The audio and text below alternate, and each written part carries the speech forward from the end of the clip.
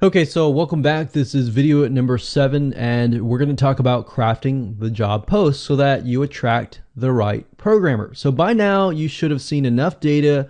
You should have jotted down those patterns to create the good job post based on what you've seen.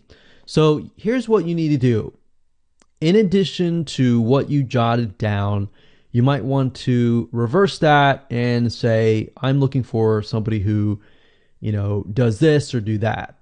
Some of those traits are just for you, for what you need to look for in a person.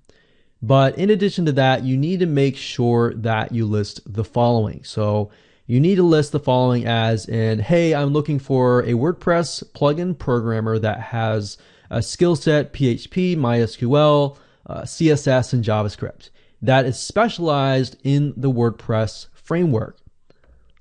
Project description. Obviously, you can make a video if you want. In fact, I highly recommend that you make a video explaining what you need, or you can put in the job description, you can say, hey, I need a program that does this. And to protect that information, I would not put any information that is linking to your wireframe, to your project specifications, or anything like that. You can kind of give a general overview, but say you need to apply, and then I'll send you that information. All right, because you got to realize that job posts are public. Just like we saw earlier, everybody can see your job post. So if somebody wants to steal your idea, they can come along and look at your job description, your project description. And then list and say, you're required to take a personality test, because I want to make sure that this is something that you're going to enjoy. You can say it in a positive way. You don't have to tell them specific reasons. You can ask them why they are interested in the job. You can say, I want to know why you're interested in this job. Some people might say, I need more money. That's great. But then some people might say something like, oh, I'm super excited. This is something that I wanted to do, blah, blah, blah.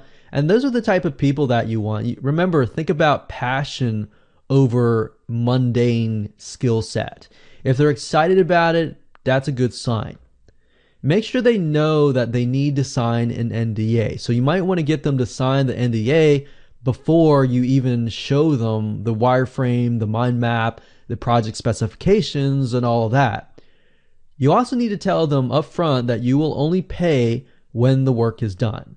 No half paying, no third pay up front, none of that or anything else. You can say, if you're new to this and you've never used Upwork before, you might want to start with some, smaller projects, smaller freelance projects first, so that you can build up your reputation. But you can say, I will put the money in escrow, and when the work is done, like phase 1, I will give you the money.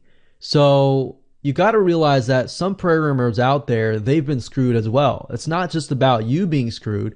Programmers out there have been screwed before as well. So that's why I said you might want to split the phases up, so that if the WordPress plugin maybe takes about a month, you might want to say, well, if you complete phase 1, which is kind of the structure, and you can show it to me and it works, then I'll give you like a third of the money or something. And then only then, once it's actually completed, then I'm actually going to give you 100%, kind of thing. So you got to realize it's got to be a win-win situation for the programmer and you. Now, when you get big and you've spent thousands of dollars on Upwork over time, and they see that, then maybe you can, say, make your own rules and all that. You can say 100%, I'm only going to pay when all of the phases are done. But that said, you got to make it motivating for the programmer, because you want them to do a good job, and you want them ultimately to work for you long term. So it's got to be a win-win situation. And you also want to mention that all code must be original. Now, on top of that, here are some little tips and tests that I do. Normally, I record a video like this. I take a video via Camtasia, and then I test detail. And here's what I mean. First off, if you do a video, then somebody has to watch through your whole video.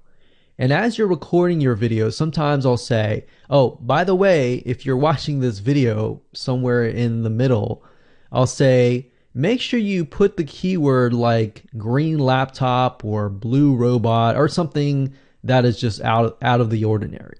And I'll say, put this keyword in your application so that I know that you actually watched this video. All right. So I know that sounds weird, but here's the thing. What I've realized over the years, depending on the job post, sometimes 70%, sometimes 90%, most people will skip that. Most people won't even read your job post. What you're trying to figure out is, did the person actually read my job post? Most people will say, hey, I can do it. And a lot of people will just take that and run with it. But then you find out that they never read your job post and they don't know what they're doing. So that's one step that I do. If it's all written and you don't want to do a video, that's fine. Put it somewhere that is kind of embedded inside a paragraph, so they have to really read through it. You could put it on the bottom, you could put it maybe 75% through, but put it in a paragraph so it's not very, very obvious. And say, if you put this keyword in your application, I will know to read it.